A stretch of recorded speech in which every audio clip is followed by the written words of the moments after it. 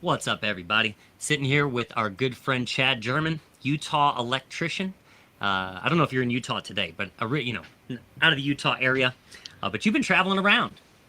Yeah, yep. I'm in Utah. I'm in an hour south of Salt Lake City. So Okay, gotcha. You'll always be Utah to me. yeah.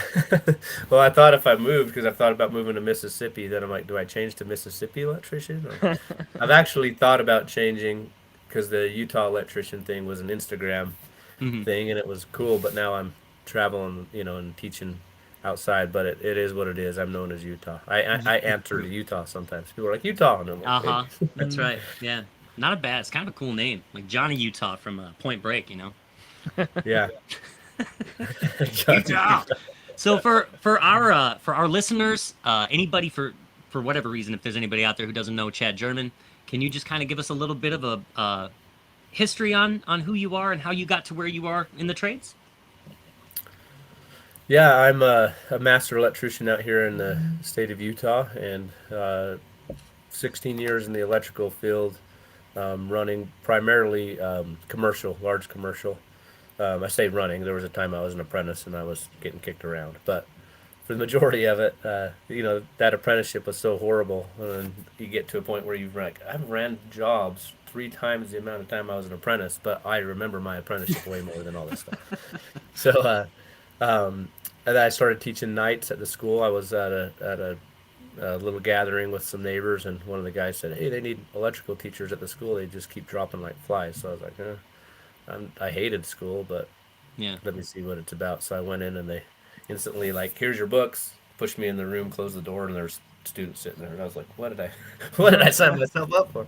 Really? But I Wow. learned really quick that the school needed instructors that really cared, and so it was like the flaws that I had at the time. I was still kind of a standout because a lot of teachers were just like, "Hey, read your book and let me know if you had questions," and Okay. students could have done that at home. So Yeah. I was just trying to be a sponge for students, and Yeah. at that time, I already had a social media presence, showing tools and things, how to run jobs and different things on my Instagram page, and so the passion of teaching just kind of took over at that point.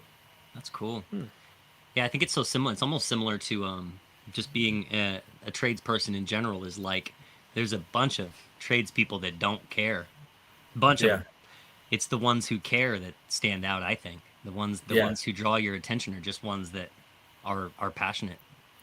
yeah, for sure. I mean, we all have that foreman that stopped and took the time to help us when we were struggling. We've also had the foreman that are like, "You're an idiot if you can't figure that on your, let me do it. Get out of the way." So Yeah. that's kind of the rewarding part of being a teacher. Right now, I'm the coordinator of the whole electrical apprenticeship program, and so I teach one class. So it's Tuesday, Thursday. So I teach twice a week Okay. outside of my private consulting business that I had started up. Yeah. But I was told that this is the last semester that I'll be able to teach because I have to run the program. So Okay. it's been Gotcha. hard because when stuff goes down, it's always on Tuesday, Thursday. I'm like trying to teach a class. It's like, hold on, I got 5 teachers calling me. So it makes sense. I'm not sure about being an administrator. I had to go into my boss and be like, I was told by one of the teachers that I was a better teacher than administrator. What do we do as administrators? Just answer emails, or like, I I know what a good teacher is because I've had so many. I've just never paid attention to what the principal does. You know what I mean? So Sure. it's a whole new world for me at this point. Yeah. Interesting. It's always what happens too. Like if you're good at something, they're like, "Hey, would you? How about you don't do that anymore? And let's do something you don't want to do. And that you Um, might not be good at. that you I might not had be a good rough at. one. Yeah. It's similar to running a business too. It's like there's all of the administrative things that are just sitting there waiting for you, and you're like, "Oh yeah, huh." Yeah, As a like all the great guys. electrician, how about I do paperwork? Yeah, all the guys that say I could go out on my own. I'm pretty much doing it anyway for my Uh-huh. boss. It's like, Yeah, right. probably not. Yeah. I mean, you're doing the work, and I think that's the. I think it's just hard to know what else there is if you haven't done it. Just like with being an administrator, there's like until you get into it, you're like, I didn't even know what an administrator did. Just like with a business owner, it's like I didn't know I had to do half that stuff. Well, Yeah. the whole trade's kind of that way, right? Or Yeah. my son just changed companies. He's got a truck and he's running guys. And Cool. I was talking to him and he said, I would rather just be the guy getting stuff done, Dad. And I go, Yeah. I know, but Yeah. 6 months before I quit, you were saying you could be a good foreman. Yeah. See, so I think that gradual step. I've never understood the guys in the field that are like, I want to make it to the office, and then I know I'm gonna, move from blue collar to white collar, and that's my success. Because most of the times you get moved from being a productive foreman in a large commercial project anyway, to being a project manager or an estimator, Hmm. and you get paid the same, if not less, because now you're at the beginning, right? And so I think it's one of those things that we think sitting in an office is the place to be, but No way, it man. sucks. Yeah, it's a bummer. It's interesting though, because it's like with your teaching situation, you weren't really like initially thrilled by it. They threw you into a room and closed the door behind you. It's like, and then you shined after that. But it's like that. I think that can happen in some office environments where it's like it's leadership. It's like Jocko says, you need good leaders, and so people that don't think they'd be good in the office, sometimes they actually can. Like, you're going to get into administration. You probably shine there. And it's like the fact is, they need people that care in every level. Hmm. And so people that get into administration or white collar and check out, maybe that's kind of the problem with that part of the system, that level of the system. Mm. And so it's like you get someone in there who actually knows how to oversee things or run things, or Hmm. maybe they started at the bottom so they know what the bottom needs. Yeah. Yeah, It's an important thing. you definitely have to rewire your brain, so to speak. No, no pun intended there, as an electrician. But in the field, I can see, okay, that wall needs to be framed, or that wall's going to get framed. We need to get in there, get that stuff up. We got to get above ceiling. We got power to panel to get done. No one's trained me on, like, oh, by the way, this is a revolving door where students hate their teachers and teachers think the students are idiots, and everybody thinks this growth mindset is just dumb. We're just a trade school. And so Mm. trying to get, and we have great teachers. I hope any Yeah. of them that would listen to this know that I'm not really talking specifically about them, but it But is a that's like, revolving yeah. door of like, hey man, that don't jive well with that guy. And to talk to the teacher, I was like, dude, he just sits there and falls asleep in class. What do you mean he doesn't drive? And so it's Yeah. a different, I can't do anything about some of the stuff that I have to deal Sure. with. It's just Yeah. set an example, ask leading questions to get them to, like with students, it's very easy to be like, now tell me how I should handle this situation, Hmm. and then they're like, oh, they usually do the right thing. So it Mm. has been different. Now, the hardest thing was the physicality, sitting at an office, getting fatter. My guys Yeah. were like, don't leave and get back in the field because look at how much better it is on your body. I'm like, we've all gained 30 pounds in a Uh-huh. year. What are you talking about? Yeah. So going to the gym and taking care of myself that way, really, it's a have to if I'm going to stay in this position. There's no way to go sit and You got to sit on a yoga ball. yeah. I've got the desk that hires, so I stand. Yeah, Cool. the standing desk. Yeah. Yeah. Yeah. Yeah. So Yeah, it's office life been is fun. hard, man. Office life has its challenges, and I think that it's like seen as some cushy thing, but it sounds like it's very prisony. It's like it's very very confining. I feel like when It's you're a in the real word. when you're in the field, you like have this feeling of movement. Oh yeah, that's And, I knew when I did the trends, like going from the field to mm, this. I thought my biggest hurdle is not going to be being part of the ebbs and flows of the community. You get in your truck and you might be in Layton or Draper or wherever, and just being part of the traffic and stopping to get a drink and being part of everything. To yeah, where right. go to my office, close the door, it's a whole different feeling. So. Isolated, yeah. But But what yeah. keeps me going is the students is what when I turn around and I start trying to teach combination circuits and I haven't done them in years, and so it's Mm, like, hold on guys, let me run through this, and they're so excited that someone's teaching them, right? Because before their teachers were just say reading, read the book, so they're patient with me, and then a few students were like, man, we really need you to stick around. That when you're needed, mm, that's what kept me there, and then now it's yeah. on that opposite end.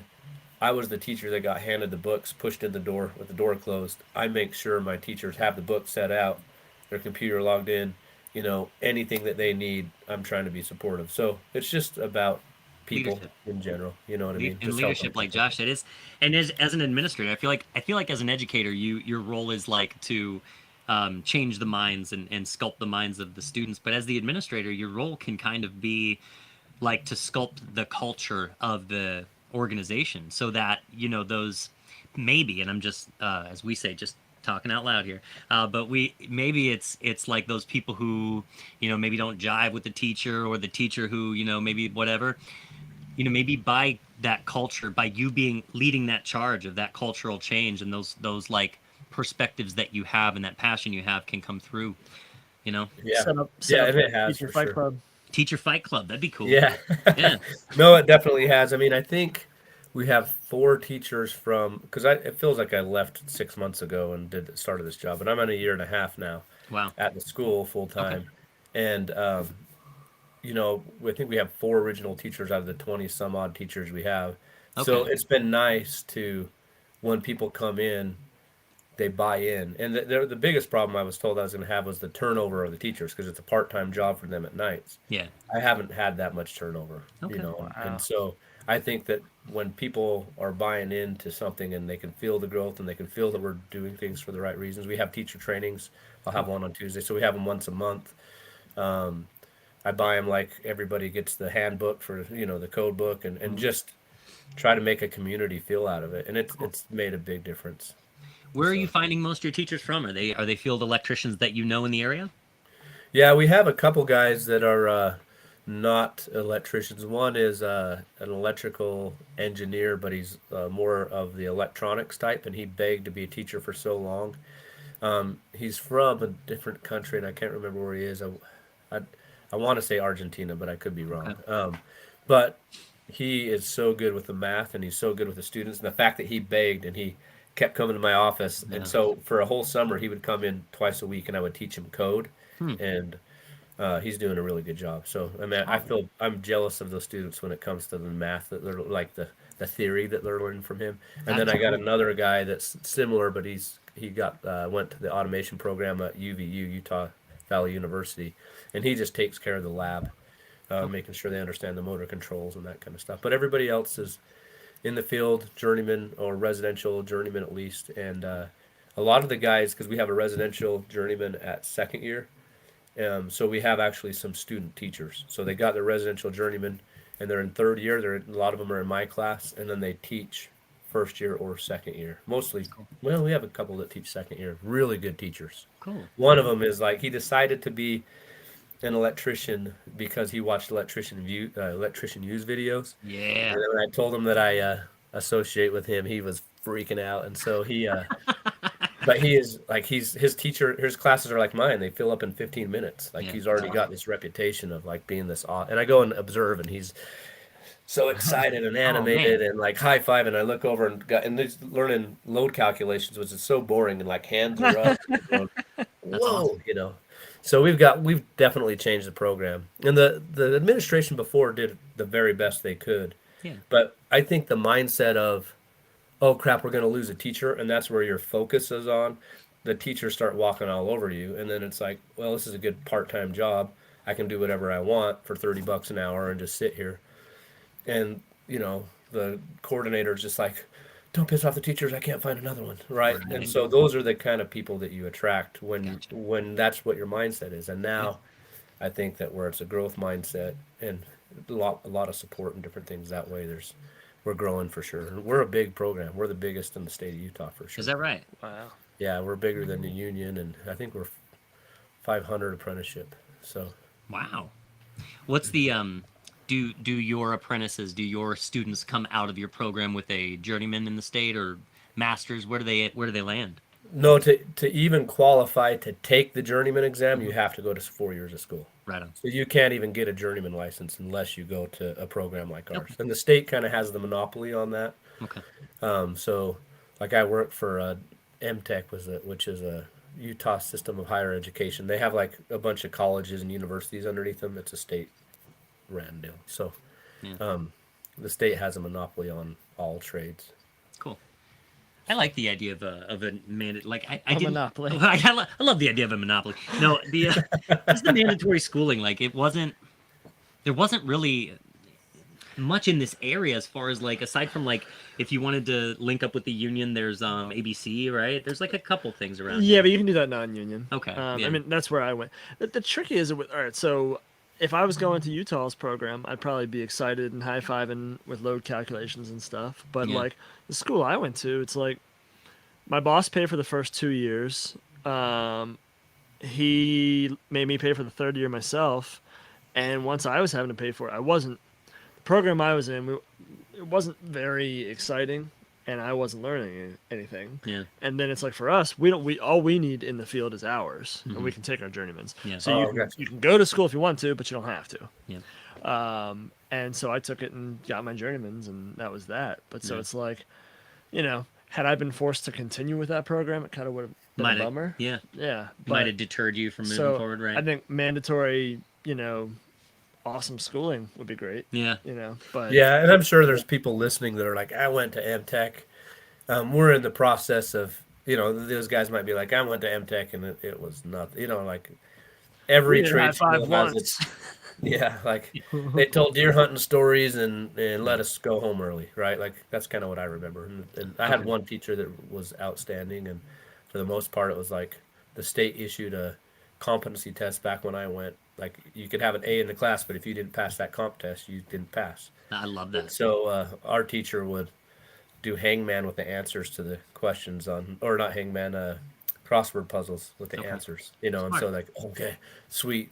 And, Yeah. and then he didn't have to teach, you know what I mean? So Yeah, we've had that in the past, but it's uh, everybody's being held accountable and teacher trainings that's and good. different stuff. So it's all that anything that succeeds, you have to put stuff into it, right? If you're not Oh going yeah. to put any effort into it, it's always going to be, oh crap, the teachers are leaving, Yeah. Right. So Yeah. So are you doing more? You're traveling too, right? Is that with uh this organization? no, Or- that's just with my private consulting Roger. business. Cool. So what is that? I don't know if I'm familiar with that part. So I just started. I tried to figure out how to monetize all this stuff because social media, and then I was teaching 4 nights a week at the school, and I was running a service program, and my wife she's so awesome. She's just home taking care of the kids. We got a little farm. I just had to throw a bunch of hay today. I think I had 42 bales of hay, and then my son wanted to go to the gym, so I did that. But Nice.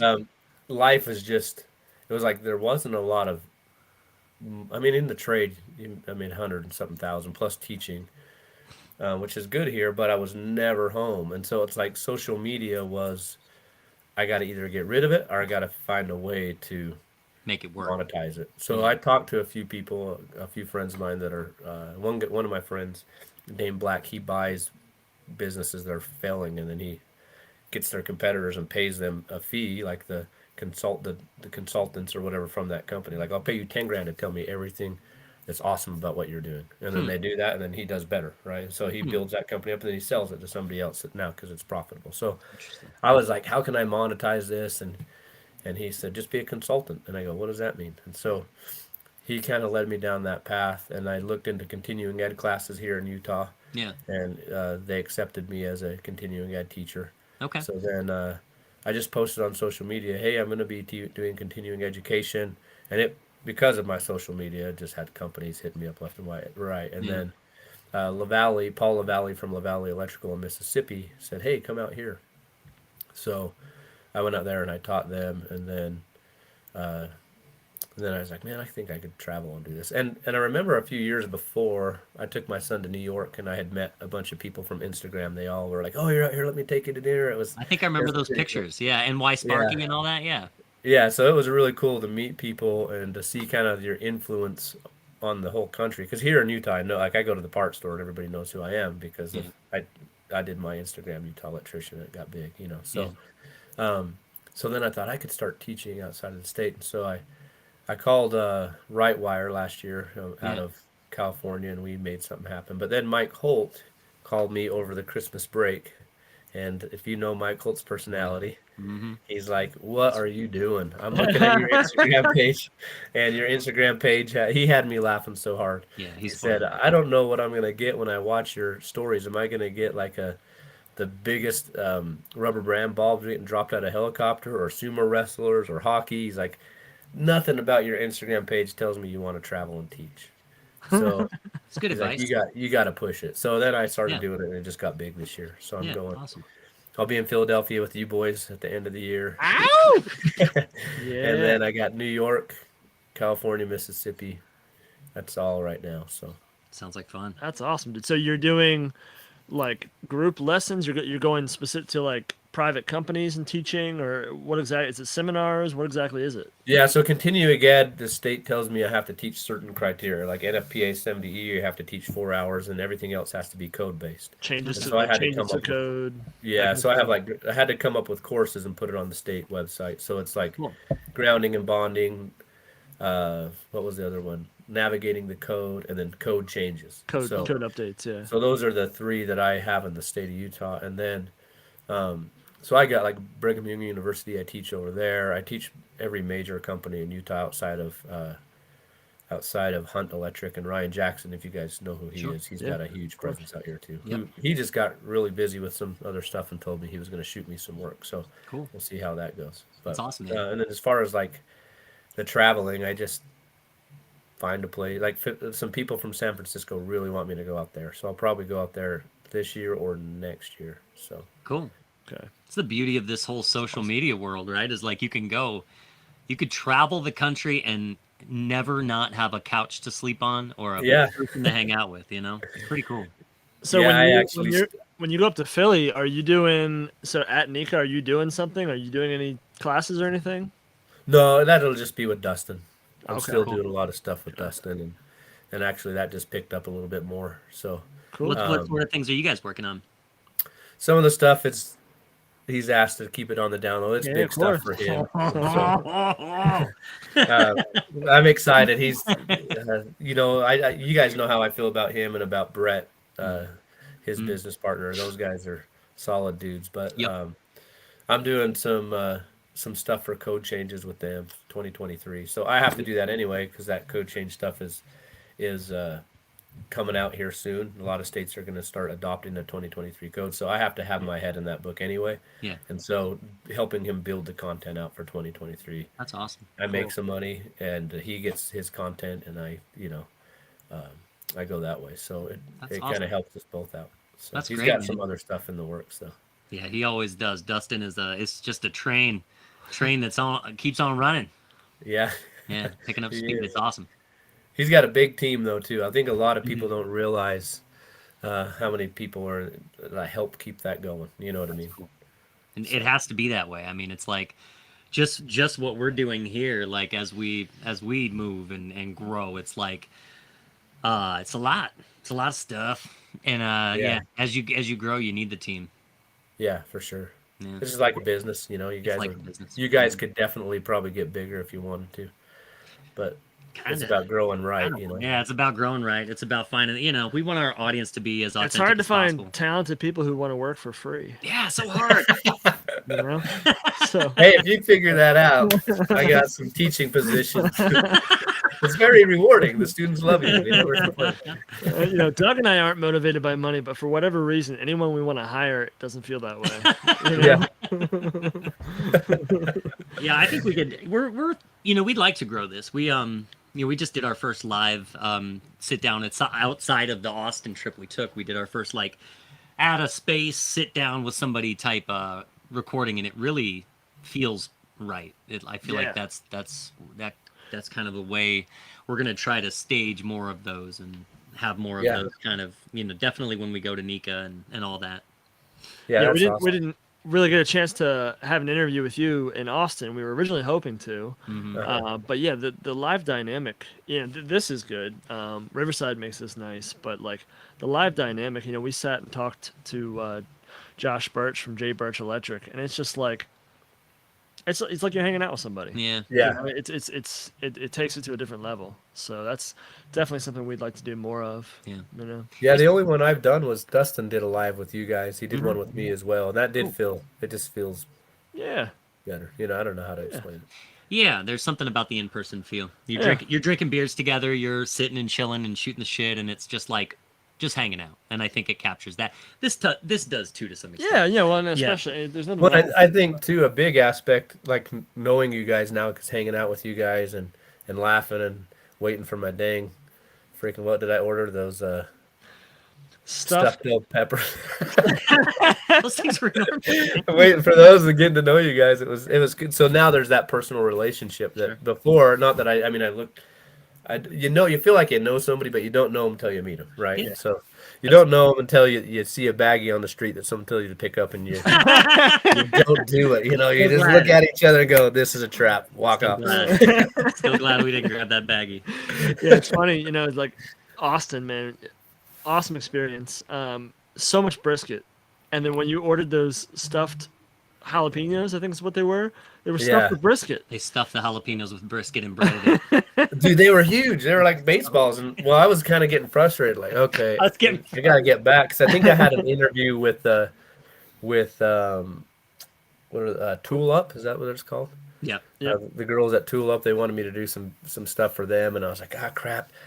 And then when they came back and I took a bite, and it was like brisket and Uh-huh. pulled pork, I was like, no wonder they're $18. There's only 4 of them. Yeah, I feel man. like everything we ate that week had brisket. Yeah, but embedded in that's but you nailed it too. It's like, so there's the interview, but then we're hanging out. So it's like what we'd love to do is what we did with Jay Birch. We went and Yeah. had some beers, we had some pizza, and then we did the interview. And it's like, so now Yeah. it's like you meet somebody on a phone call or a Zoom call, and it's like you can have a good conversation, but when you hang out with the person, break bread, Yeah. have drinks, It's cool. it's like you get to know them on a personal level, and then you sit and talk to them, Yeah. and it just Oh, yeah. it flows nice. All we need Oh, yeah. is millions of dollars. All we need is millions of dollars. Am I, Just give it to us, and we'll make things happen. it's us, man. Yeah, that's always the process. It's like, Well, in Philadelphia, I know for sure Colin Taylor Electric said he's going out. And then Humboldt Electric. yes, I've Steve been at Humboldt. dying to meet. Is he coming? Yeah, he's gonna be. He was so sad he just procrastinated that last one. So he's like, Okay. dang it. By the time and I'm he hadn't really gone on a glad. vacation with his wife, so he felt like just pulling this off would be bad for my wife. get So it. makes Yeah. sense.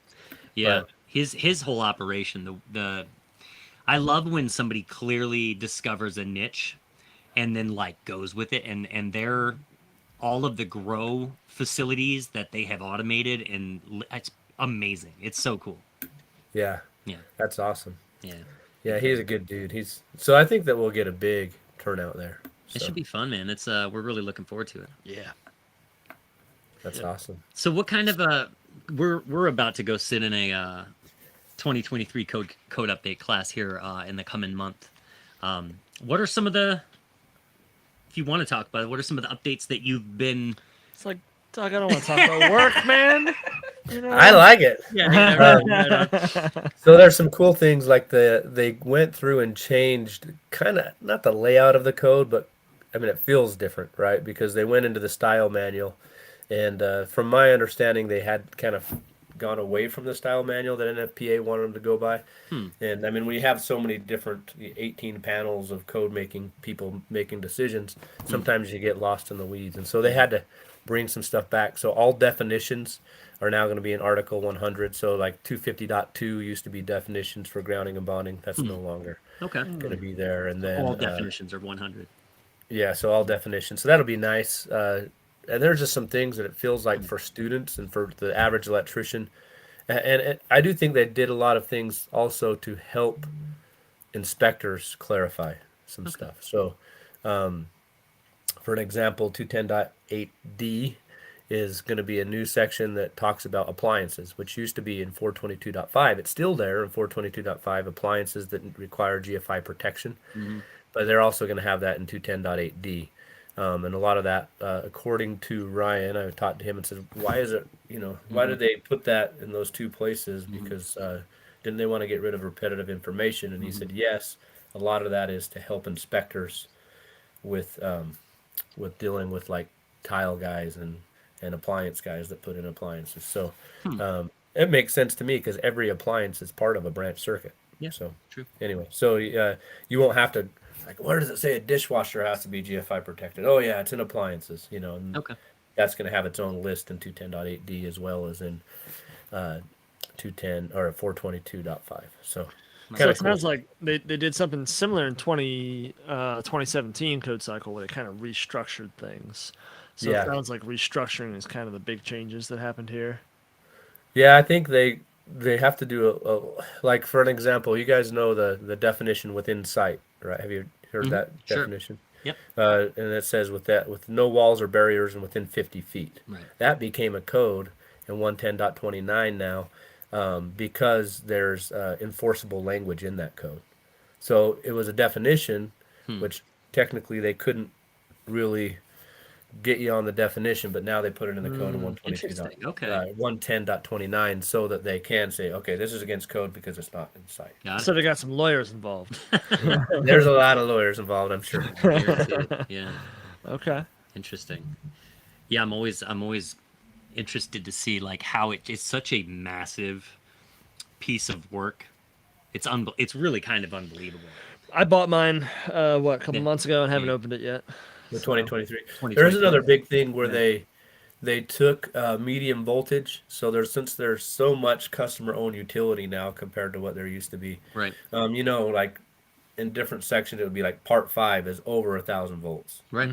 They got rid of those and made those their own section. So there's a oh, 235 is going to be branch circuits feeders and services for over 1,000 volts. nice. Okay. And so that'll be good for inspectors too, because it's like inspectors like Armando. You guys know Armando from New Mike. Mexico. He's like, you show up to go do these inspections on substations, and you've never freaking touched a substation as an Yeah. electrician. So you're trying to look in the code. So they're definitely going to build. Some of those are pretty small, but they'll build those out, I'm sure, to have Yeah. a completely different language. So So for you, as someone who teaches this stuff and has to teach the changes to the code, are you just sitting with the code book inspecting it, or are you going through classes, learning from somebody? I mean, how does that work? Do you get together Good with question. Mike Holt and just have coffee together? Or what? Ride bikes. Well, I have the people that I call, right? I have people that I definitely call Mike Holt and Ryan Yeah. Jackson. Armando is probably the person that I associate the most with code. He's got really busy. He just got he left Albuquerque, the city, and he's now with Rio Rancho as the building official. He went and got Okay. those licenses to become a building official, which is above the chief inspector. So Wow. we Okay. haven't been chatting it up about code too much because his life's different. But I study, I watch YouTube. Yeah, I imagine you probably get like so. I actually normally I buy my code books just from the local supply house or something. This year I actually bought it from an FPA, and I guess in the process when I put my information in, I got on their mailing list. So now I'm getting all these emails with like what do they call them? A tentative interim amendments and updates and like. So Yeah. you must get some kind of like little updates and stuff from somebody, right? Yeah, I get the same thing because Yeah. we just purchase everything as a coordinator from the school. I just go straight to NFPA, Yeah. and then you become a member. You can get like when I'm buying 24 handbooks that are normally $230. Yeah, man. If you're a member, you get them at 180. So Nice. it makes complete sense to Yeah. That buy was, that from the dude, that was, so I've had every version of the code since '05. Yeah, '05, because that's when I started. When I got my master's license, the company I was working for at the time, the master he bought everybody code books because he was amazed that nobody had one. But since I already had one and I got my master's that year, he bought me the handbook. And the handbook it's like if you've never had one, that's such a treat, man. It's like It is. it's hardcover and it's got color pictures and extra explanations and it's Yeah. like Those explanations really help. Big Yeah. time. Big time. I was watching two guys go at it on TikTok about. Oh, I that's think the I told you best. this, I don't watch that kind of stuff. Dude, that's actually my nightmare. But go ahead. Okay, I was watching TikTok and there were two guys arguing. Let me rephrase that.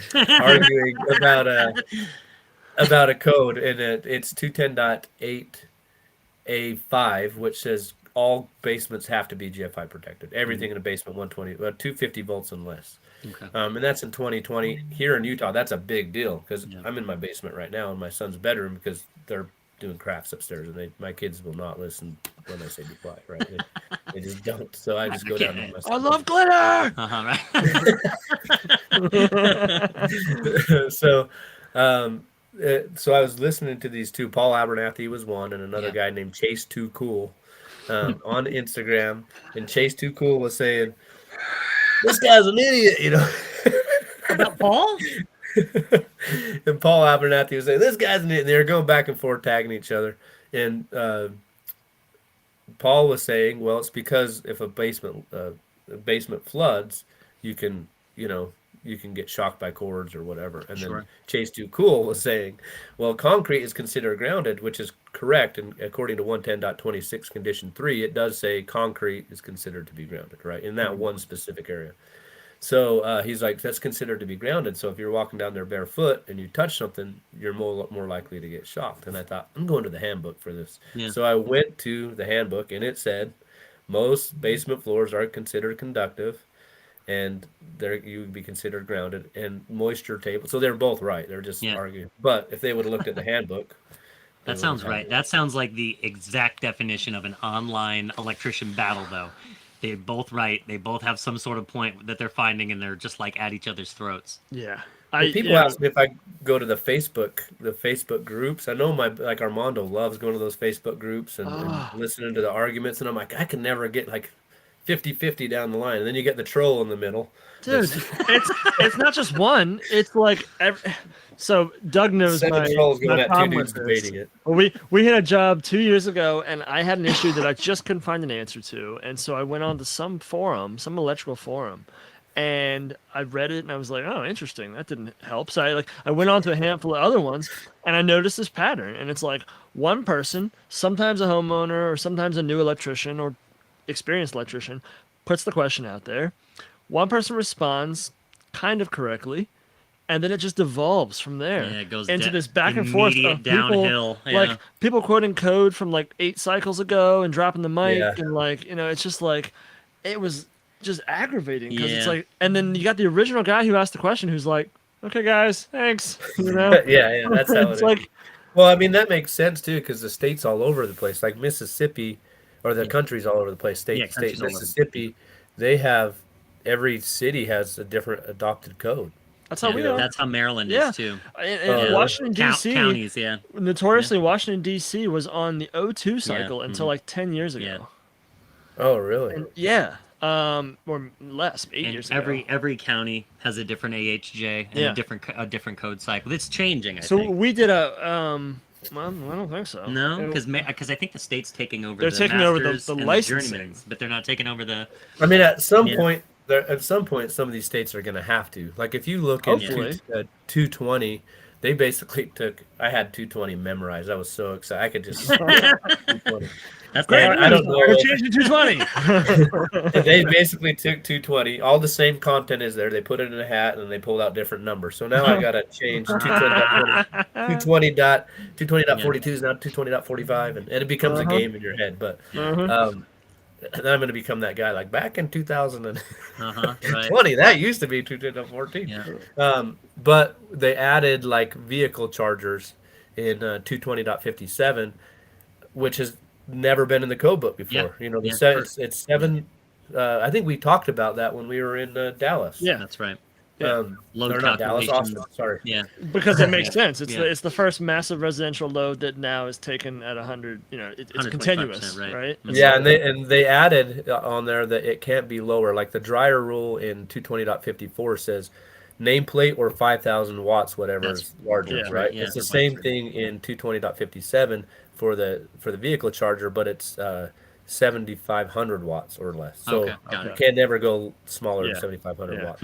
Yeah, we did a podcast maybe a year ago that it was a segment we were talking about keeping with, but I hate electrical, so anyways, it was called Coffee and Code, and it's like, so like my big sticking point when we first started was you got all these guys arguing about code, but no one's setting the parameters. Like everyone's saying, well, code here, the code says you got to use insulated staples, and it's like maybe where you are, and it's like, so Yeah. the code book is the bare minimum. So if you want to Yeah. argue back and forth about what code is, and you're in California and he's in Maine, well, then you have to argue about the bare minimum, but you then have to specify, well, in Gaithersburg City, within Montgomery County, Maryland, they require X, Y, Z. And it's like, so if you're going to say that, that's fine. Yeah. But otherwise, for someone to be like, code says, Right. it's like, unless that's specifically what the book says. But like you Yeah, gotta I think that's one thing. The topic, like watching Ryan Jackson and Mike Holt and those guys, they'll say according to the 2023 edition of the National Electrical Code, you have to say it. Yeah, because that's specific to that code. That's yeah. And then, like in Utah, the only code we didn't adopt was 210.8A, which is GFI protection for houses. We kept 2017 because they don't want us to have to GFI protect everything in a basement. Okay. Yeah. So, Interesting. well, there's a few more. There was the spanner box, but I think there's like we only had one, and then 2020 hit, and now we have like 7 codes that we don't adopt. Yeah. But then you go to New Mexico, and they have their own code book, and you have to pull number 12s everywhere. I mean, they go off the National Electrical Code, but then they have other things like Yeah. Huh. no 14 gauge wire in a house. Yeah. No way. But so then imagine a guy in New Mexico making a video on YouTube or Instagram just saying flat out, well, code says you have to have 12 wire everywhere. It's like That's not true. that's not true. Mhm. You do in New Mexico maybe, Yeah. but you Yeah, got there's a lot of that. old timers that'll push that as Uh-huh, it's true. Yeah. But like I saw a video last week, someone's like, "Yep, when your PVC comes up out of the ground for a 120 volt circuit, it's got to be Schedule 80." It's like maybe where you are, but they're not Yeah. going to push that on us here. Yeah. You know, so Right. Yeah, it's good to like I'm glad that we're out here, like people are having these conversations about the code book and what's code and what's not, That's because good. it means that people are referencing the code book, and I think that's the best case scenario in our industry.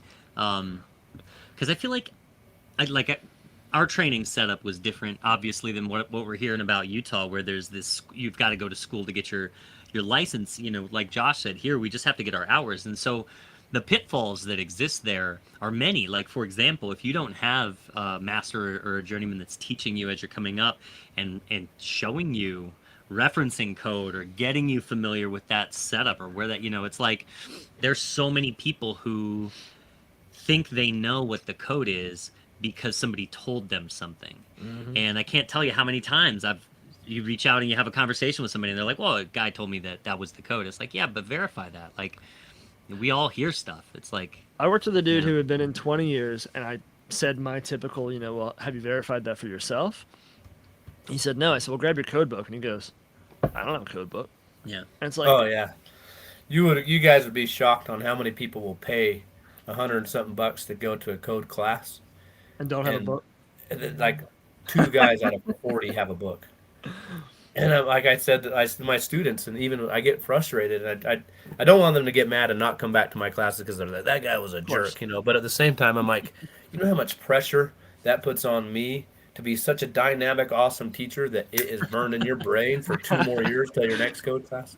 You That know what I reminds mean? me of when I was trying to get my journeyman's. I took a prep course, and me and like 5 other guys show up for this Saturday morning course, and the teacher is citing a bunch of stuff, and we're all kind of looking at him kind of blank, and he's like, have you guys been studying? And we're like, well, no, that's why we're here. He's like, I'm not gonna teach you the whole book, man. Like, this is to like buff you up, like to hone you right before you take the test. You guys have to be studying this stuff. Yeah. And so, needless to say, I'm sure we all failed that test. But I passed my journeyman's the first time through. So, Yeah. but all those guys were just like, well, we thought you were gonna teach us all. Yeah. And it's like, he's like, this is like a 4-hour course, man. How are you gonna learn the code book in 4 hours?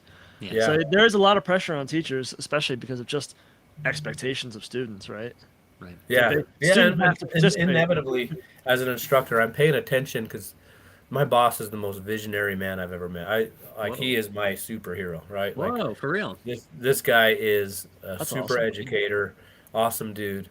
But I'm starting to watch body language. He has me reading books all the time. Like I'm reading one right now called the Speed of Trust. I don't know if you've heard of that. No. It's a great book. And it talks about Right there. and it talks about it's the speed of trust, not like in a marriage sense. I mean, it does talk about that a little bit, but Sure. more of like if your customer trusts you, it opens up the door for you to get in, get out, so it makes things faster. The minute you're not trusted because of something stupid, things just slow down. The business owner's following you. There's all sorts. It's an awesome Yeah. book. Anyway, Stephen Covey is what it is. Stephen- yeah, Covey. Stephen Covey. Covey? He wrote the 7 Habits of Highly Effective People. that's his father. So he talks about that in his book. So his Oh, father junior. is he's junior. So Gotcha. yeah, this guy was Stephen Covey. He was the guy that merged Franklin Covey together, and he talks about how 2 different cultures together was a nightmare to merge those. Yeah. Yeah. And they didn't trust him. Anyway, my boss has got me reading like books on body language, different things. Hmm. And so watching the students, inevitably, no matter what, when I'm teaching, they're paying attention. It's dynamic. But right before I get to that punchline that you need to pay attention, half the class then it's just human nature. You know, Yeah. you zone out right at that important part. And so I'm always like, hey guys, Yeah. ask me the question. Don't feel stupid. Because half of you guys zone out right when you're not supposed to zone out. You know, when I'm telling the joke, you guys are paying attention. But when Yeah. I'm like conductor sizing, according to what, I'm like, Yeah. Boring. Well, I mean, look, that's the thing is like one part of being a teacher is being to some extent a performer. Like you've got to be able to command an audience, and that comes with time. You know, not everybody has that knack. And so it's like it took a long time in stand up to understand how to get an audience to trust you, how to get their buy-in, how to get them to pay attention. Like one of one of the first big shows I ever got booked on, I did like an audition. There used to be an improv in Baltimore, and did an audition, and they were the first club that called me to book me for a weekend, and they had a couple dates coming up, and they're like, we got some dates for you. If you want to grab a pencil, this is back when you wrote things with pencils. And the first one they said, they're like, it was like March something. They're like, with Christopher Titus. And then the next date, and I go, hold on, like Christopher Titus? Like he was, when I grew up, he was a big comedian and Yeah. had a TV show. And I just like, that was my first time hearing a name where it was like, I'm going to work with a famous person, right on. And then the beauty of working with him, and the reason I bring this up is that as a stand-up, you work like 6 or 7 shows a weekend with somebody. And so Right. usually you'll watch like their first set and support them, and you're hanging out. But after the first set, we usually do the same show over and over, so you don't really need to watch it. Christopher Titus was the only comedian that I watched every single set, and I'd watch him from different parts of the room because I wasn't just watching him, I was watching the audience. Like they were like leaning forward the whole time. Like he had them eating out of the palm of his hand. He's such a good storyteller. And there just was something I was trying to gather about his presence that commanded that. Like it's a gift. But it can be honed and harnessed, and teachers that's what Yeah. you're talking about. That dynamism that makes, keeps their attention is hard. Yeah, it's definitely an art to teacher. You know, if you would have told me when I was a kid, you're going to grow up to be a teacher, I would have pictured like the teachers I had in high school, which there's nothing wrong with, but a lot of not now I feel like I'm ripping on the society, but some people get I some went to people high take school, man. How dare some you? people take that job because it's kind of they get the summers off. You know what I mean? Like I don't remember too many teachers. I knew I had teachers that cared about me Yeah. and they cared about my success, but I don't remember teachers that were so in love with what they were teaching that Mm. came across to me. I don't remember that at all. I just remember I remember a teacher that was scared shitless because he was my driver's ed teacher, right? I'm like, you should be used to this. And he's like, no, boy, you're different than everybody else. I got to break on this side, you know. Yeah, all right, Bo Duke, calm down. Yeah. I was doing the swerve looking at the phone before I had a phone. I was just like, this is what the future is going to look like. That's right. No, I became so passionate about it because my boss is so passionate about it, and then it just goes down into those, like I said, those student teachers that are passionate about it, and then it's just going to build our program to a point where all you have is passionate people. You know That's what I mean? awesome. It's a beautiful So thing. I think that like when you guys build your company, Gardner Electric, where I just came from, was very similar. Brandon Gardner loves being an electrician, and he's excited, and that's what he taught me, the love of the trade. That's why I went That's to awesome. go work for him. But now he has 40 dudes, and they love the trade like him because he does that, and they'll do anything he asks them to do. So Wow. you guys definitely have that as well. So Thank you. got to find that guy that'll work for free, and maybe the love of the trade will get him to keep rocking. They're out there. Now Good, hiring good. dummies. You did get what you pay for. Yeah. Yeah, I think that I don't know. I think for us, staying small is where it's at. Yeah. At this point, At this point, maybe. You know. Yeah. the problem is we want to do so many things other than electrical that it's like, you hire somebody and they come here and they're like, you guys do what? We're like, yes, t-shirts. Yeah, we're making t-shirts today. Get in the truck. We're trying samples on. Runway. Yeah. I had young apprentice Daniel going on personal errands with me. He's like, is this what we do most of the time? I'm like, well, it's what I do most of the time. So Yeah. you work for me. So You're doing what I'm doing. yeah, That's pretty awesome. much, you know. Yeah. So we'll see. Yeah. We're never. I say it all the time to Doug, but it's like I'm not closed to a lot of ideas, but default skeptical.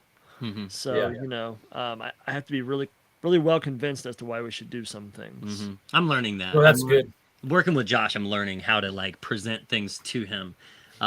So like I'll bring things to the table, but I'll like work on them first. I'll bring things to the table, but I'll try to set them up so that I can show him the easy way, how it should work, but then it never It's works. kind of like a marriage, right? You just reminded me of back. I've been married 24 years, and I think 3 or 4 years in it, I was like, if I want my way, I just tell my wife that this other person says it, and then she'll say okay. But if I say, hey, what about this idea? She'll say that's stupid. So I tried it, and it worked every damn time The until she best is figured it out.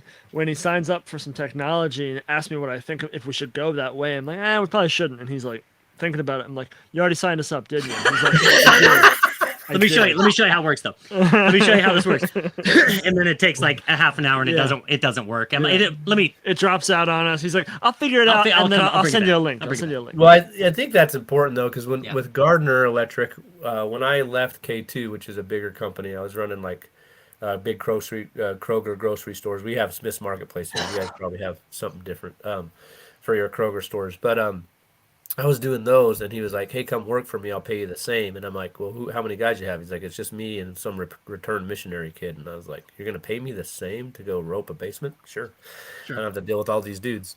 But really, I thought I was gonna go into business for myself, and that I could learn through his mistakes, and it turned into us building that company together, looking for journeymen, and I found a lot of the guys, and I remember when I was leaving, you know. I mean, we were as close as you two are. You know what I mean? So leaving was like an emotional thing for me, and Brandon Gardner does not get emotional. His wife probably hates it. But, Yeah. so I got all the tears out before I talked to them because I didn't want to feel less of a man in front of him. But I was telling him, and he goes, "Dude, this is your calling. Take it and do it." And I was like, "Whoa, supportive guy." And then Yeah. he's like, "Without you, I wouldn't have hired all these people. I would have stuck with 3 or 4 of us." And he goes, Wow.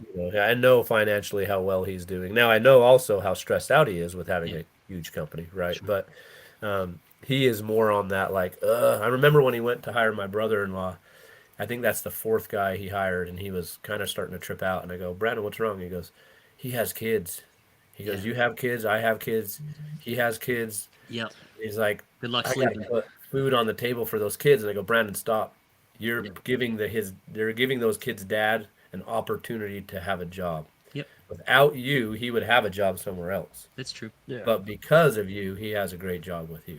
Yeah. And so he is that skeptical, but it takes 2 people Yeah. sometimes to have that vision. So It's great. I mean, for me especially, and we say it all the time on this show, like our personalities just partner well. I hate that poor Josh has to be the one who's always like, "Doug, what are you talking about?" Like, because there's always some idea that I'm like, our whole dynamic is Tim Toolman Taylor and Al Borland. Yeah, that's our whole dynamic.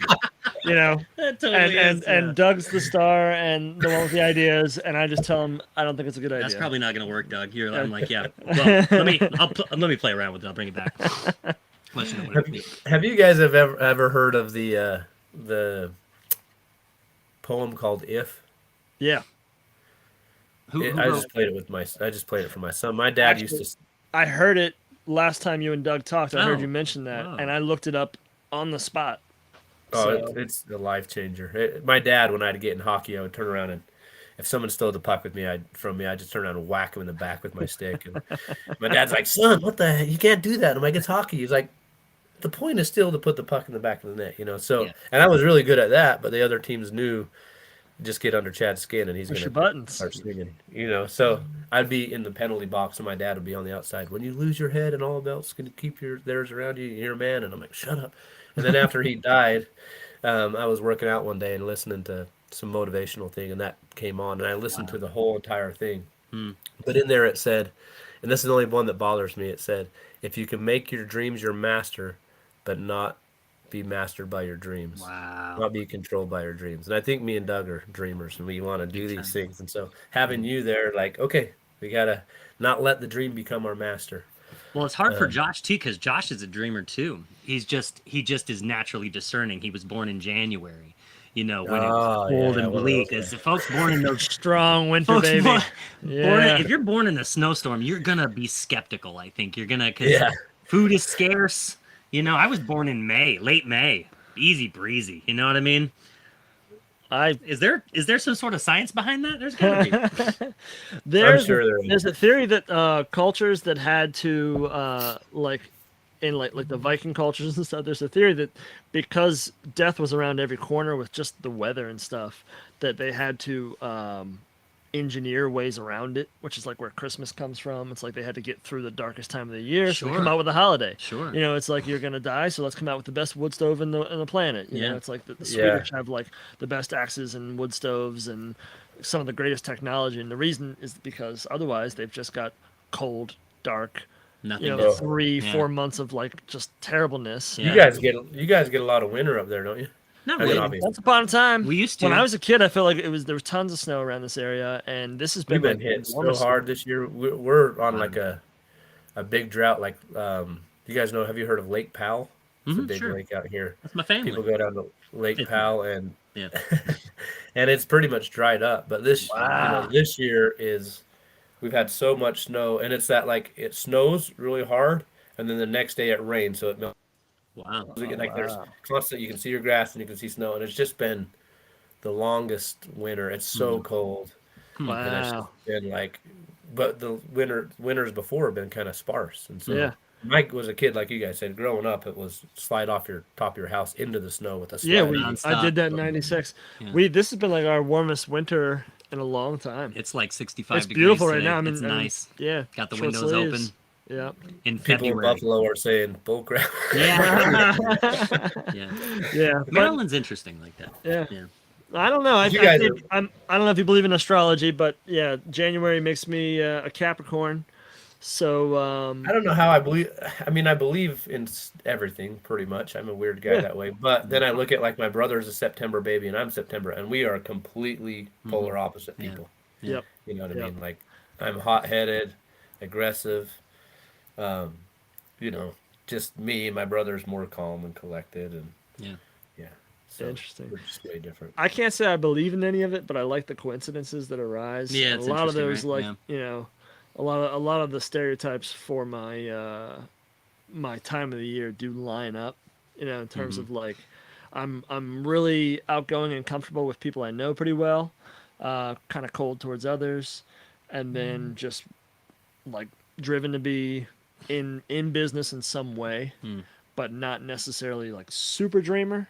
Yeah, yeah. But I like what I see is like Doug and I come up with these ideas, and I can recognize when there's a great idea in there, Yeah. and it's like, and my brain immediately shifts to how can we support that? How can we structure it? I'm a how person. Yeah.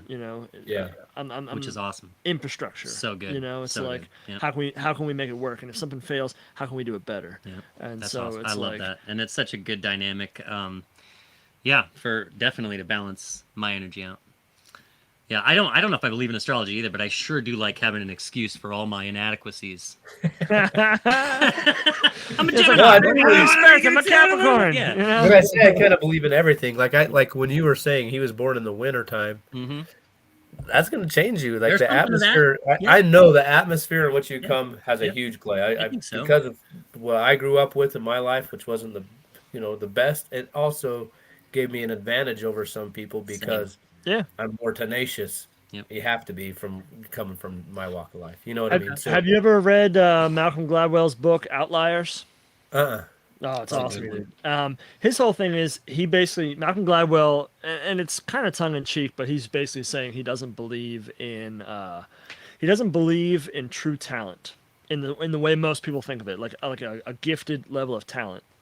And so what he does in Outliers is he goes on to examine all these super successful people, and then break down their life story, and it starts to make sense. And so like you look at like I think he talks about Wayne Gretzky's in there, isn't he? Or Wayne, yeah, all hockey yeah. players. Mm-hmm. So he says if you look at all hockey players, Mm-hmm. well, hold on. All hockey players born between January and March are the most successful.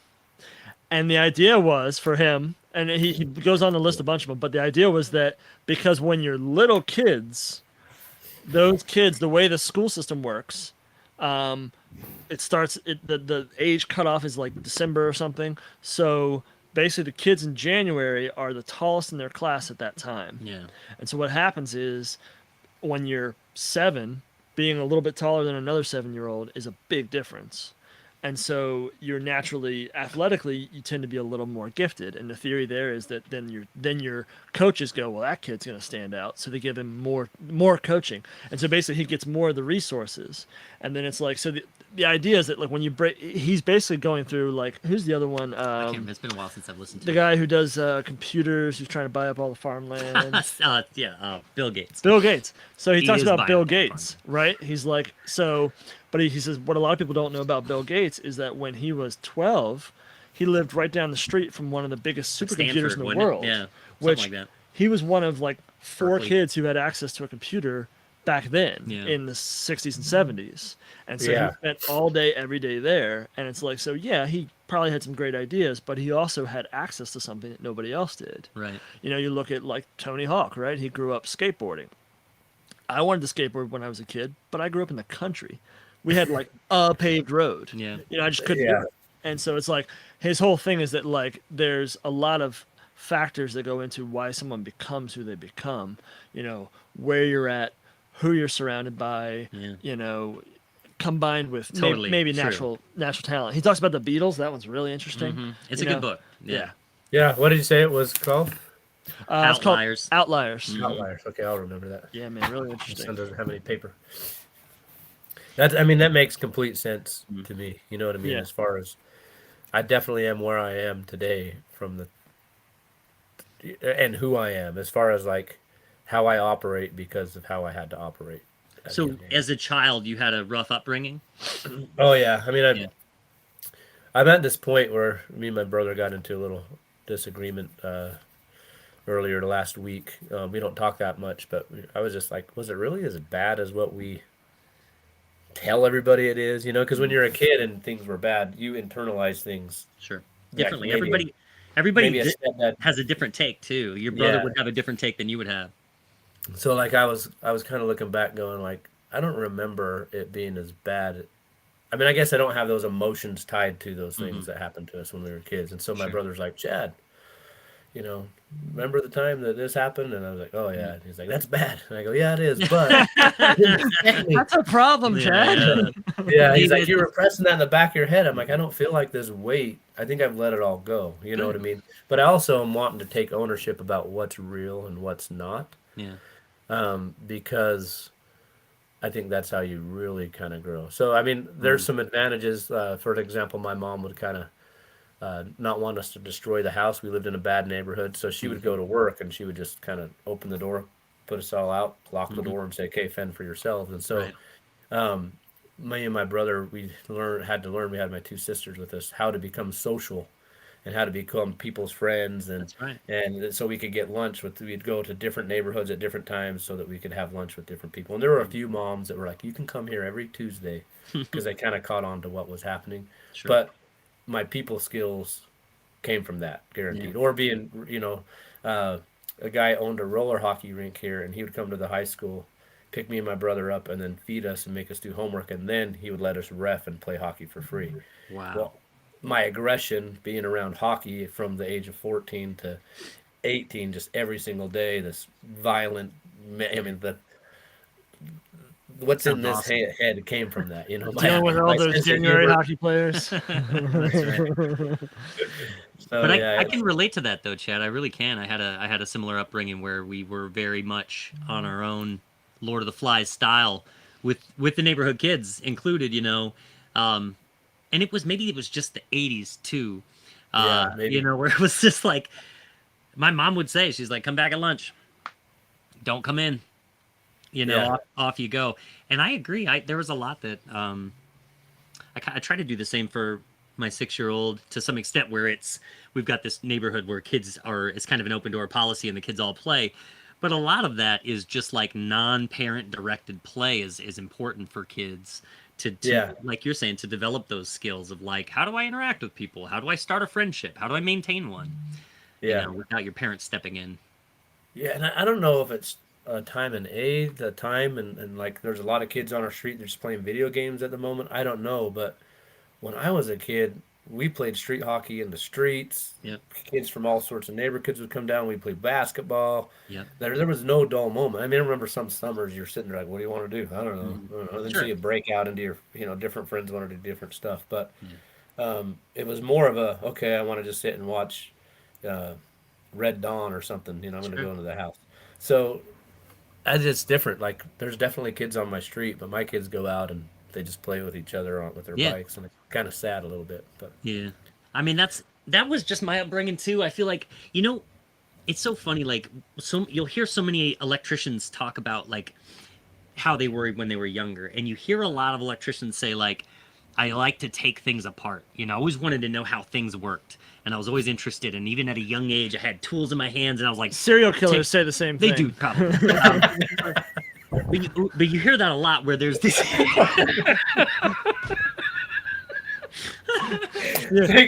It's a road that diverges, and we just pray we always take the right path. Yeah, that's right. But I feel like it's so funny because my path to the trades has been a different one, where when I was a kid, in that specific scenario where we were like supposed to go away from the house and play, all I did every single day forever, all I do now is I do the same thing I did when I was a kid. I wake up, I'm real excited, and I go see what my friends are doing, and I'm like, what are we gonna do? Like, that's what Josh and I do. Getting people together, I do. and he still does it That's all because I do. we'll be like, "Hey, we should have a meeting at the local brewery and interview somebody." He's like, "Yeah." He's like, "And then we can get this artist we know. He can come over. And we can get this band over, and they can come. And then, hey, I know what we can do. We can Make invite it a this charity. guy. We'll make it And like it's a charity event. it's We'll like, make how it, many people do you want to get involved?" He's like, "I just want all my friends there, man. I just want everybody I know there." Yeah, so that's That's just awesome. so it's just a funny way to come, because my natural tendency within, I had to teach myself in a really, and I still continue to, the attention to detail, the working with my hands. Those are things that I had to like. I had a passion for them because I had a passion for learning the trade, and I do really love being an electrician. But that mind, I don't have that. Yeah, I don't either. I don't have that I'm take not it apart mechanically. mind. My mind Yeah, is I'm not a is mechanically inclined yeah, type of guy. I had to learn that stuff. But I think that's beneficial to talk about, because I think what that means is that it's in order to be in the trades, you don't necessarily have to be somebody who's like naturally good with tools or mechanically minded. Like, you can learn it, just like math. You can go learn math, maybe.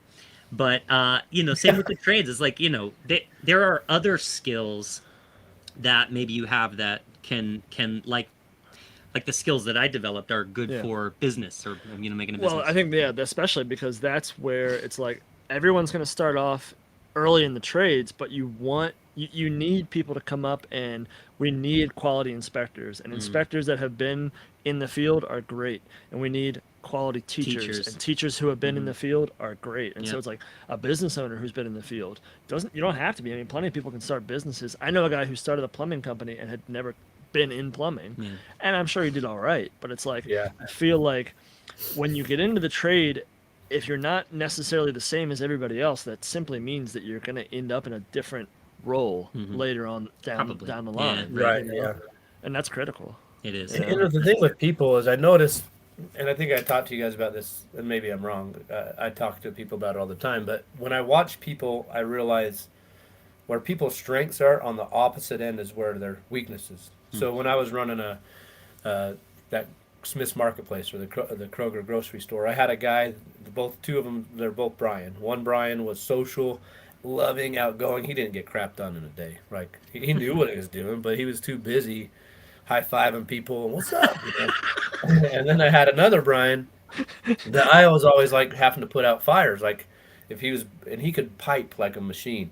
And so like you literally would have to have 10 dudes to do what he did in the time that he did, and Wow. the quality he did. Yeah. And it was all he could do was pipe. All he wanted to do was pipe. And I would have like plumbers coming up like, that piece of crap grabbed my table and threw it out of the way. And I'd look over and he was right where the table used to be and he's up putting the piece. And I'd watch him and he was so systematic. If you touched Yeah. his lift, he would yell at, the apprentice was like, I got on his lift for 2 seconds while he went to the bathroom and he came up screaming. Yeah. But dude, he's production. Yeah. He is production. His people Yeah. skills sucked. Yeah. So at the end of the day, Brian with the social skills became a better foreman because he's Mhm. good with people and lining people out. And but then Brian was really good at piping and Right. being focused. Who Yep. was the better electrician? Well, I mean, I never asked Brian to put a cut-in box because one time he just grabbed a hammer and slammed it in the wall. He's like, just give me pipe, right? It'd be funny if that Brian also turned and high fived people after that. Just throws the table and then he's like, The two Brians were buddies, actually. They were Yeah. good buddies, but they were totally opposite. So Mm. one's meant to run the crew, and because when the Brian that was social was down, the whole crew was like, "Man, what's wrong with Brian? What's wrong?" It just Right. changed the dynamics of the crew. So I had to have him as my lead, Yeah. and like, "Hey, go check on those guys. Now you can make sure we have parts here. Hey," yeah, and so I would be in the big safety meetings and different stuff, and he would be the guy high fiving everybody, and it worked. And it's Yeah. the same thing in relationships. I had one of my old apprentices talking about her relationship, and she's like, "I like that guy over there, but my boyfriend," and I'm like, "Hey, listen, you like your boyfriend because he's manly, he's gruff. This other kid goes to church way too much. You are not gonna, you Yeah. are more fit for this." So that's how we are. Like Yeah. where my strengths are, my weaknesses are on the opposite end It's of a it. great, yeah, realization. and see what's great about what you're about to go into, what you're currently working on is like, and we talked about this when we first started the conversation, as an administration role.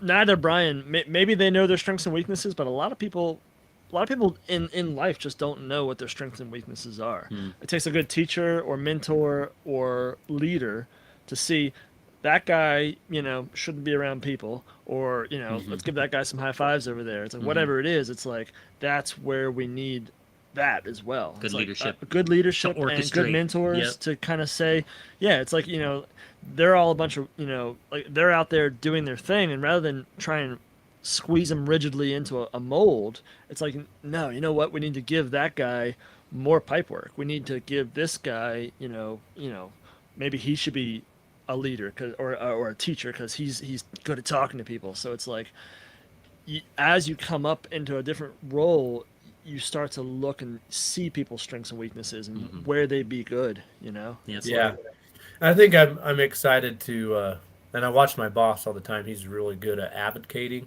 mhm. for our programs, Yeah. I was just and talking about that. I'm sure being the guy that loves my program. He's not an electrician. He's an educator. He's a former principal from a junior high, and so um, he's advocating for us because the system was broken. So our program was broken so bad, and he knows what it could be, right? To Yeah. where being an administrator that's been an electrician, walk that walk, woke up at 5 in the morning in a crawl space and cold. You know what I mean?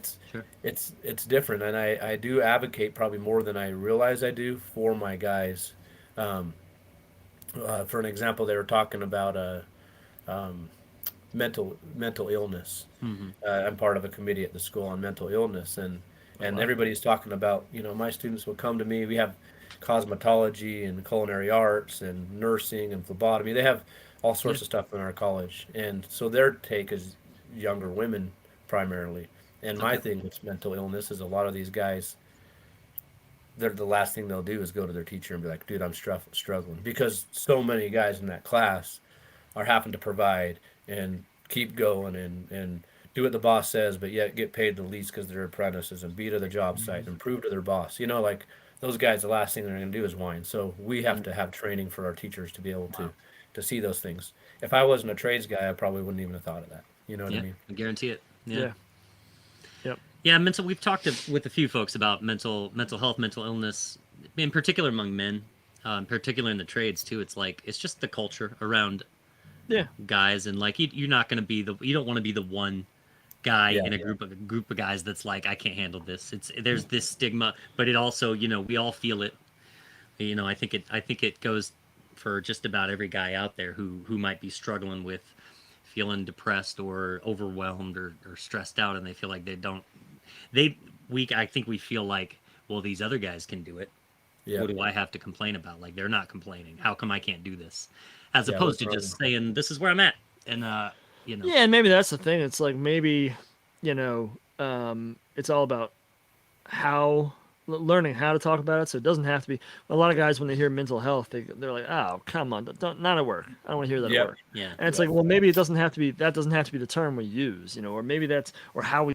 If guys talk differently, then maybe that's we embrace that, right? Yeah. So maybe it's not like, "Hey, man, I'm really depressed." Maybe it's just like, "Hey, man, what do you do when you're like ready to, Yeah. drive Yeah. your car off a cliff? Yeah. Whatever it is. Talk about it how it works. But the idea of having the conversation, it doesn't have to be. I don't know. Yeah. It doesn't have to be all, you don't got to hug and stuff. Yeah, Yeah. Yeah. unless you're into that. Unless you want to hug, I'll hug you. Yeah. No, Some no. guys are. I mean, Yeah. I went into a class. Was it last semester or the semester before? And I was probably a little. Oh, I know I was a little. I was brand new at the job. I wanted to prove to these guys that I'm not going to get pushed around. We're going to make sure that this program is better. And for the longest time, fourth year is the hardest year because they got senioritis. They don't want Yeah. to be there. But then you, as an administrator or teacher, you want them to be hungry Yeah. so that they can go pass the test. Our statewide is only 35% pass rate on the journeyman test. But yet they go to school 35%. for 4 years. So as a teacher, I'm Wow. like, dude, now's the time to buckle up. Now's the time to Uh, work. Yeah. And so I kind of went in a little hot to class because nobody was bringing in their books. They're showing up mm, late, leaving early, brand new sure. teacher, and I was just kind of, you guys, this is what I went through. This is kind of doing what we're talking about, that manly, like, get it done, do this. And this one big, I mean, he could have just flicked me and destroyed. He looked like Thanos with a beard. He was just sitting there, and I was watching his eyes, and I'm like, he's staring, he's mad dogging me. So I kind of moved to the left, and his eyes were just following. This guy's gonna kick my butt. So doing one of these little shifty Yeah. spin Right. around. Yeah, he's still looking. But actually, his boss was in my class. He's a residential master, and I really get along with his boss. But his boss came and gave me this look, and I realized, ooh, I'm giving out the wrong vibe. This is not Rogers. what I meant. And so he goes, Chad, what are you trying to say? And I was like, hey, look, guys, I really care about you, and I Yeah. want you to succeed. And I don't feel I can't care about this more than you. And so we got over it, but that kid was still pissed. And I went up to him at the end and I said, and I shouldn't call him a kid. He's a grown man. Yeah. I said, we good? And he goes, man, you don't know me. And I go, no, I don't. And I go, I was talking to the class in general. And he's like, my wife and kids are in the ICU because of an accident. And I go to work. I give everything I can. I go Mm, to the hospital. I come here. And he goes, I'm wow. happy if I get a 75 and I pass. Yeah. He's like, right now, school is not my priority. Sure. My family is. And I was like, Yeah. I can't go into a room with 24 dudes and Yeah. just assume they're all wired the same and going Yeah. through the same situation. So it kind of changed my approach. You know what I mean? Yeah. So, There's an old saying that says, "Be kind. Everyone you meet is fighting a hard battle," and it's true because every single person has a brain, and your yeah, brain will try to take you out. And it's like not only that, but like life's hardships, like that guy you're describing. Like you just never know. You just yeah. never know. Yeah. Never know what's going on with people, Yep. and so you have So to. I mean, that's what from foreman to apprentice too. yeah. Right. I've seen so many times where people push a guy till he quits, and then later we find out, like, oh man, he's going through some stuff. And like, oh crap! If I would have known, I wouldn't have messed with him so hard, right? Like Right. that Right. happens in the trades all the time. It So does. Yeah. um, I think Yeah. I I think think it's changing, and it's bound to slowly change as our culture changes, as the world changes. Like there's just more and more, as the new generation comes in, you're going to have more tech savvy people. You're going to have just a generation of people that were raised under different pretenses. That's like, I think it'll continue to change and grow. And I think as yeah, long as I've heard just this year, I heard some crazy rates on the suicides among men in our country. It's just yeah. bananas. It's bananas. So like I it think what is it really, from yeah. 18 to 60? I think is the high. I mean, that's a big range, but That's your whole life. That's yeah, that's after high that's school pretty till much you a die. working man though. That's that Yeah. that Yes. me. I'll be honest. I felt it. Yeah. I mean, I don't know when it was. It seems like it was yesterday, but it was a few years ago that I was in my bed just going, how do I disappear? Yeah. Sure. And like I remember Googling how to disappear without like I just wanted to Yeah. go Sure. hang Yeah. out in the streets of Austin, like Yeah. that was kind of my I Sure. was like, man, I can't take this pressure. I can't. My wife's mad at Yeah. me. I'm not doing good at work. It was just I'm Mm, done. I missed my dad. He had passed away, and mm, finally I had to like put myself into my kids. Like if I miss my dad that bad, and he died when I was 37, can't mm. imagine my children. So that kept Yeah. me going. Like Yeah, okay, of well, course. Yeah. I just wanted to give up on everything, and I don't even know why. Yeah. I don't remember Sure. any of the stuff. It was so insignificant that I don't even Mm. remember what it was. But it was Well, a mountain that was on that me. that's the thing about depression, and that's the thing about mental illness is it's not necessarily Yeah. like some sort of People always, rational thing. Yeah, people it's always like go, not. "What do you have to be sad Yeah, about?" it's It's like, like well, why are you anxious? it It's like I'm doesn't work feeling that anxious. way. Well, why? It's like it doesn't work that way. It, Just like Yeah. anxiety is just a general being alive. That you're a mortal thing that will end at some point. Everything you've developed and worked on will go away. That's always in the back of your mind. There's Yeah. there's all you're these like it's you're such a complicated thing. you're being steered by a muscle that is controlled with electricity Yeah, inside of your head. It's like that's it pretending to doesn't. be you. You can Yeah, try and logic it, yeah, but it doesn't work that way. yeah. Yeah, You know, it's something was just Mental off. illness is Something mental was illness. Yeah. off, and it made me. I at the time I remember hanging out with a friend. He was going through a pretty bad divorce, and I said, "Let's go to lunch." And I was like, "So how's everything going?" He's like, "Oh, it's good." And I'm like, "No, it isn't." He's Yeah, like, "No, yeah, I'll get through it." And I'm like, "No, like I know yeah, you'll get through it, yeah. but um, how are you doing?" And he's like, "It sucks, dude." And he goes, "You know what? Now that you say that, every person I talk to tells me, oh, you're a good guy. You'll get through it. You're a great guy." Huh. But he goes, "I watched my ex-wife, and people from the church are taking her out. People are watching the kids so that she can go do these. Like, I'm just the guy. So it's, and Mm. I'm not bringing this up like guys have it worse than women. In some Sure, ways, women have it worse. In some way, sure. guys do. But I think I got a grasp there. Like my dad was a single father. And my mom had us, and then my dad had us on a weekend. He did more raising in the Yeah. weekend than my mom. I love my mom. We've Mhm. got over things. So if she's listening to this, I love you. I'm sorry, but things were different. And so seeing him have to be that man, Mhm. I think it just hit me like Yeah, all that pressure. If I was to yeah, die, my wife's a stay-at-home mom. Like there's a yeah. lot of pressure on yeah, being the breadwinner. yeah. Yeah. I think though you kind of hit the nail on the head there with, talking to your friend, talking to your buddy, right? It's like men tend to end up as they get older surrounded by less and less other good men. We isolate We for sure. isolate, yeah. Hmm. And it's like, so it's what church used to be. Less and less guys go to church, but like whatever it is, it's like, there used to be this group of guys that you had Yep. core values that you shared, Hmm. and you could pull one of them aside and be like, dude, I'm struggling, or just even not even that deep, but like you said, you spotted it in him, and you said, no, you're not doing all right. Let's talk. And so Hmm. it's like men need other men that they feel comfortable talking to, because very often it's like you don't want to put that on your wife, or you don't Hmm. want to put that on your mom, or You your don't even want to put it kids. on your friends. A lot of Yeah, Yeah, times yeah. you You don't don't want to want like you yeah, don't want to bum people out. that's You what the know. whole Hmm. book Fight Club was about. Was here are other strangers who he was able just to like vent to, and then he Hmm. felt better. He was able to sleep. Yeah. It's like, Yeah. but yeah, it's like having another person to talk to is something that a lot of men lack. You know. Yeah. Yeah, my dad, I did some boneheaded stuff the other week. I wrestled a student. I probably shouldn't talk about it if my boss is going to listen. But I was wrestling with a student, just messing around like it's a Yeah. job site, and I shouldn't as the coordinator. Well, he got, you know how when two brothers wrestle, it goes from one extreme to the I took him down first, Yeah. Yeah. and we had messed with this kid's manhead for a while. We told him he didn't have the dog in him, Yeah.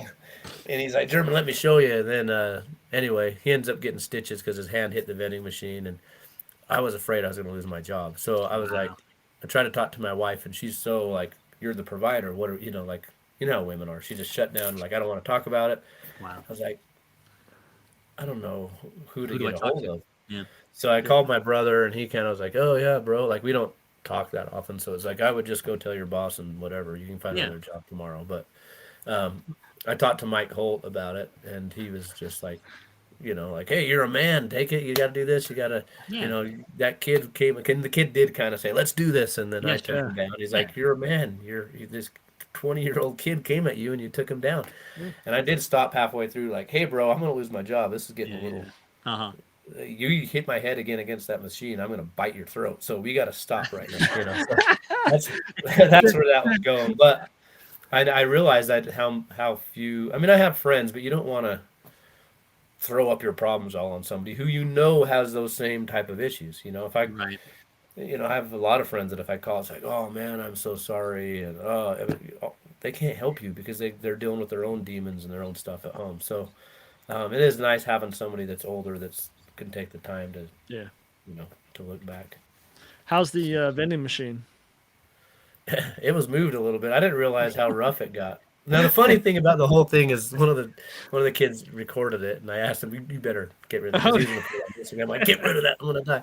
But He's like, I want straight A's, man. That's right. I want to be a journeyman today. as we were wrestling, there was another kid sitting there studying because it was in the commons area, and we were rolling right by his table, and he literally did this like, and then he just kept. He just looked down, moved his thing over, and then sorry, I stepped on my son's Legos with this thing. But I watched the video and I'm laughing because it was like, yeah, and he just let I guess he was fine. But nothing happened with my job. I just got told, obviously, that's not very professional. Don't do it again. So, Totally, yeah. Cool. Well, good. Good thing you got to keep your job. I won't do that again. I was thinking, you should definitely lead with that if we're going to start a conversation about your job. Yeah. Well, guys, I might not have one. You guys hired? Lumen Brothers hired?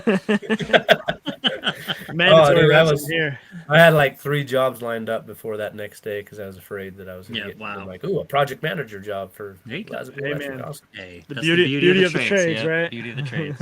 Yeah. And have an experience.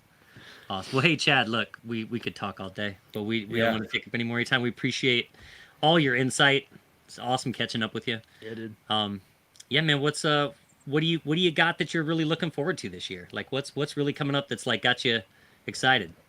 Well, the traveling is the big thing. La Valley Electrical, Mississippi. I look forward to that every single year. Those guys are, it's a big family down there. That's cool. Paul took me to meet like family and friends when I first got down there, and I was like, "What the heck is going on?" And then I realized after, like, "Oh, they're all at the barbecues every night," So Yeah. when I go there, I think there's 7 to 10, I can't remember, electricians in that company, but then it's hundreds of people that I associate with when I'm there. So That's it's awesome. barbecues every night and Sounds like crawfish fun. boils and Dang. the guys' wives and sisters and everybody. You just meet everybody. So it's I always look forward to that. That's my little vacation. Awesome. New York got a few things. A school kind of reached out to me and said they wanted to kind of collab with me, but he was really busy with some OSHA stuff that the state had just put out. So I'll be in New York. These are really short trips, so Sure. they're not that big of a deal. But Well, for the most part, continue to grow. the right answer was hang out with Lumen Brothers in Philly. Oh yeah, Philadelphia. It's gonna be fun, man. Yeah, dude. I remember Doug laughing so hard when that guy was smoking drugs on the street, and I'm a little boy from Utah, and I was like walking, and you couldn't stop laughing. You're like, check out Chad, he's tripping out. And then there was that guy that was Just passed smoking out, crack. like I don't know, he was like laying there, and then he was eating his fries, like had his Yeah, fries. that's right. Dipping them in. He was dipping upside down, laying Yeah, upside down on dipping the them street. from up here, and then he's eating them. Those fries he was in heaven, dude. He loved Austin those is a fries. different level of wild for sure. Yeah, man. It was a good time, though. Yeah. Yeah, it was a good time. Well, more to come. Yep. All right, brother. Thanks so much for your time, man. Yes, dude. All right, thank you guys. Yeah, man. We'll be in touch